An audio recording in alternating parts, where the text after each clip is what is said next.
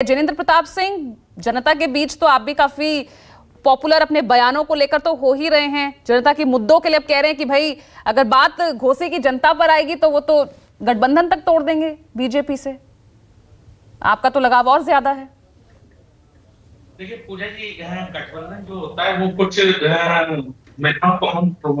Programme के अंतर्गत होता है और उसमें जो चीजें हमारे साथ आई वो दलितों, पिछड़ों, चाहे गरीब हो, शोषित हो या अन्य लोग हो, उनके उत्थान के लेकर बातें हुई थी। तो उन्हीं को लेकर हमारे नेता माननीय ओम प्रकाश राजभर जी ने ऐसा कहा। हालांकि सभी को पता है कि जो हमारे प्रत्याशी माननीय अरविंद राजभर जी हैं वो घोसी से चुनाव चिन्ह छड़ी पर लड़ रहे हैं।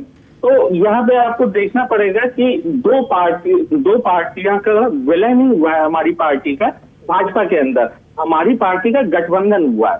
तो ये जाना आना ये अलग चीजें होती है। अगर कॉमन मिनिमम प्रोग्राम पर सहमति बनी है तो वहां पे हम भाजपा के साथ हैं, एनडीए गठबंधन के साथ हैं। और हमने देखा भी है कि पिछले समय में जो पिछले 10 साल मोदी जी के रहे या पिछले 7 साल माननीय योगी जी के रहे, उसमें किस तरह से पिछड़े और दलितों, शोषितों, वंचितों का विकास तो जनता के वो मुद्दे क्या होते हैं जिनेंद्र जी?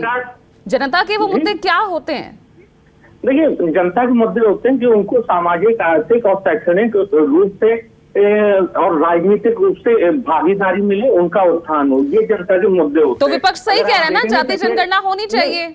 विपक्ष ठीक कह रहा है ना अपनी बात। मैं एक चीज बताता हूँ। मेरी पार्टी गठन 2002 में हुआ था। हमने सबसे पहले जाति जनगणना की मांग उठाई थी। लेकिन मैं ये पूछना चाहता हूँ कि समाजवादी पार्टी 4 बार सत्ता में रही, कांग्रेस ने लगभग 75 साल में से 60 साल राज किया, तब इन्हें जातिगत जनगणना याद नहीं आई थी। इन्हें ये जातिगत जनगणना 10 साल सत्ता से बाहर रहने के बाद देश में और 7 साल सत्ता से बाहर रहने के बाद उत्तर प्रदेश के अंदर तब इन्हें याद आ रही है। मैं आपको उदाहरण दे देता हूँ कि तो 10 साल तो आपके पास भी टाइम रहा। 2011 में जातिगत जनगणना हुआ ना। 10 सेकंड मेरी बात सुन लीजिए। मैं समाजवादी पार्टी का चेहरा बता देता हूँ आपको कि जो दलितों का प्रमोशन में आरक्षण था वो किसने बैक किया था? अखिलेश जी ने बैक किया था। दूसरी चीज, सहजलवा में एक प्रदर्शन हो रहा था। उस प्रदर्शन में मांग थी कि ओबीसी समुदाय के लोगों को एससी समुदाय में शामिल किया जाए। उन पर गोली चलवाई थी, एक व्यक्ति की मौत हुई थी। तो ये ओबीसी का इनका चेहरा है। ओबीसी नहीं भाई, अगर 10 साल कांग्रेस उसके लिए जवाबदेही है बनती है अगर कांग्रेस की, तो पिछले 10 साल तो आपके गठबंधन बीजेपी के पास रहे, तो उनकी भी जवाबदेही बनती है।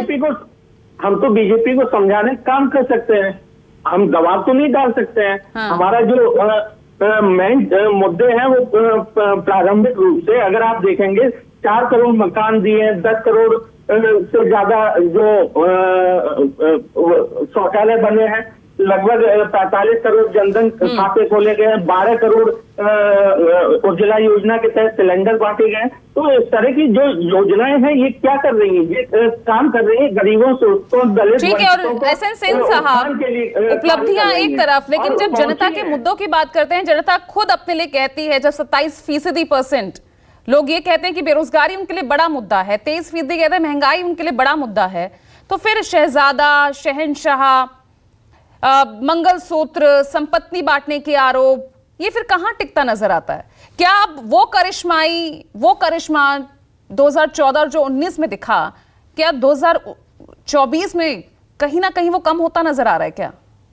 बिल्कुल नहीं पूजा जी, आप देखिएगा हमारी जितनी रैलियां होती हैं सब में आदरणीय प्रधानमंत्री और समस्त हमने नेताओं की बात कही कि सब लोग जाते हैं विकास की बात करते हैं। अभी हमारे कांग्रेस के एक मित्र जो है, बड़े शोभनीय मित्र है, क्योंकि वो कह रहे थे कि किस किस तरीके से पता है कि कांग्रेस आ रही है, कह सकते नहीं है राहुल गांधी जी निकाल के बाहर कर देंगे। इनके एक बहुत बड़े, तो क्या जरूरत पड़ जाती है कि 22 साल पहले मुद्दे गोधरा कांड का जिक्र प्रधानमंत्री करते हैं? क्या ऐसी बात हो जाती है कि पाकिस्तान को भी बीच में ले आना पड़ता है? अब तक पाकिस्तान की एंट्री नहीं थी। दोनों चीजें हम बता दें पूजा जी। इन्होंने जो कहा हम उस पर भी जवाब दे देते हैं कि कैसे लग रहा है, वो इनको लगे ना लगे, क्योंकि प्रवक्ता है अधीर रंजन चौधरी को लग रहा है, इस नाते वो करें कि टीएमसी को वोट मत करिए, भारतीय जनता पार्टी को वोट कर दीजिए। संजय राउत को लग रहा है, संजय निरूपम को लग रहा है, अरविंदर लवली जी को लग रहा है, बहुत सारे लोग जो भगदड़ मची है, 2-3 लोग जो टिकट लौटा रहे हैं, पूरे भारत को लग रहा है कि भारतीय जनता पार्टी। मैं मुद्दों की बात कर रही हूँ, आप भगदड़ की बात कर रहे हैं। अरे भैया ठीक है, वो सवाल नीरज बिश्नोई का जवाब वो तो बनता ही है उनका, आपने कहा लेकिन पाकिस्तान, मुद्दों की मैंने पूछी ना। उसीलिए तो मैं कहा पाकिस्तान प्रेम दिखता किसके किसके साथ है। आप बताइए, सलमान खुर्शीद जी ने कहा कि सोनिया जी रोई थी, किसके लिए रोई थी? पाकिस्तान पर आतंकवादियों के लिए। जब 370 समाप्त होता है तो दर्द किसको किसको होता है? कांग्रेस को होता है और पाकिस्तान को होता है।